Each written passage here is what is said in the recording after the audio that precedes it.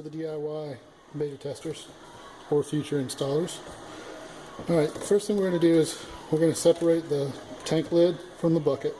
We don't want to put a lot of strain on the wires. And there is a strain guard that's in here that'll be the last thing that we address. Alright, to remove these harness plugs, and you can make note, they only go in one way, so you don't really have to worry about which is which. I take a flat tip screwdriver, and on the edge here you'll see there's a little spot for it to go in. I usually set it down on the top of the bucket. Alright, I use a pair of needle nose pliers. These are 45, I don't know what all you guys have at your disposal, but I found they're a little bit easier, so you don't have to come directly up from the bottom. This tab here, see if you can see the tab on the inside here. We're going to press that in, and if you look on this side, it's part of the tank lid. So by squeezing on the outsides and pushing that in, it comes out fairly easy. Okay. So again, set it down, get your screwdriver ready. And with the screwdriver, we're just going to do a gentle twisting motion, and that should help slide it right out without a lot of fanfare.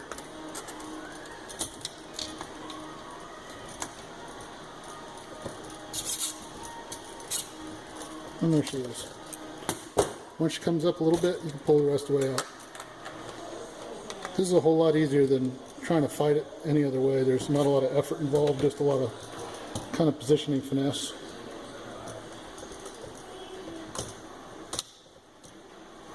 Okay, same thing. Okay.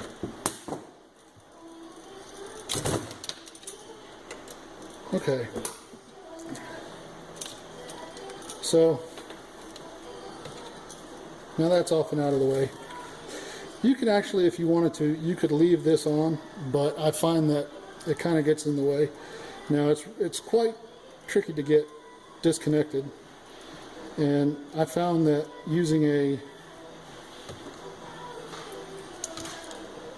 one of these, a box cutter, you can actually just cut the,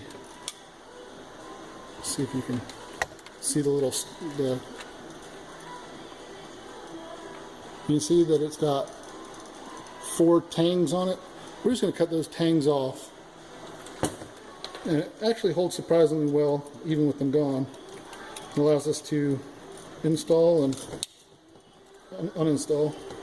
Just push this down, and you kind of just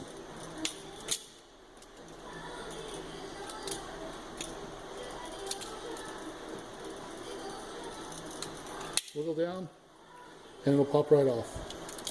Then spin and repeat. I'm going to do this 4 times.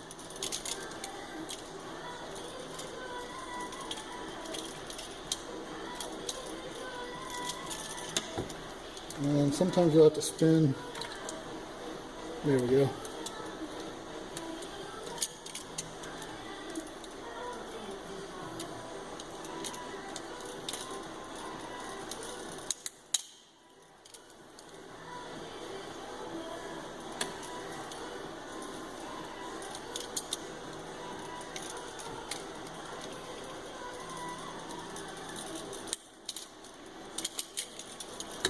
There's 2.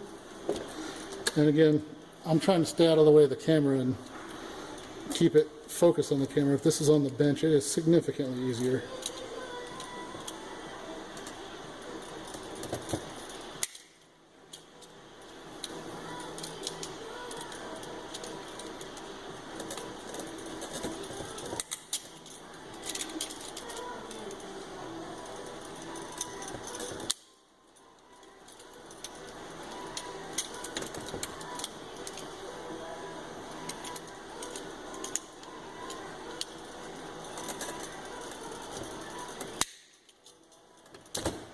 Okay, now we can set this aside, and we really won't use that again until we're at the end for reassembly. Okay, the sending unit wires, be really careful. They just slip out from underneath Let's see if we get some light. They simply slip out from underneath these little plastic stands that hold it down in place. Alright, once that's out of the way, we should be good. Okay, now,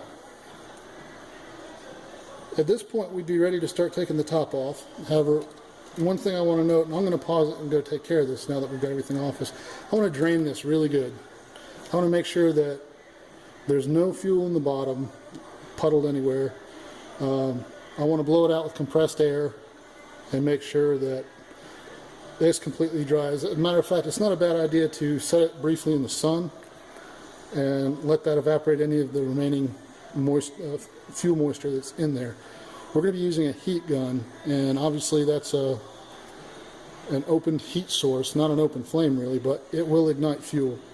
And I don't want you guys to put yourself in a dangerous situation. So we want to make sure that this is completely clean, all the fuel is out, there's no vapor, and when we apply the heat to dislodge the 3 glue joints that hold the top on, that we're going to be doing it in a safe fashion. So I'll clean this and I'll be back in just a sec.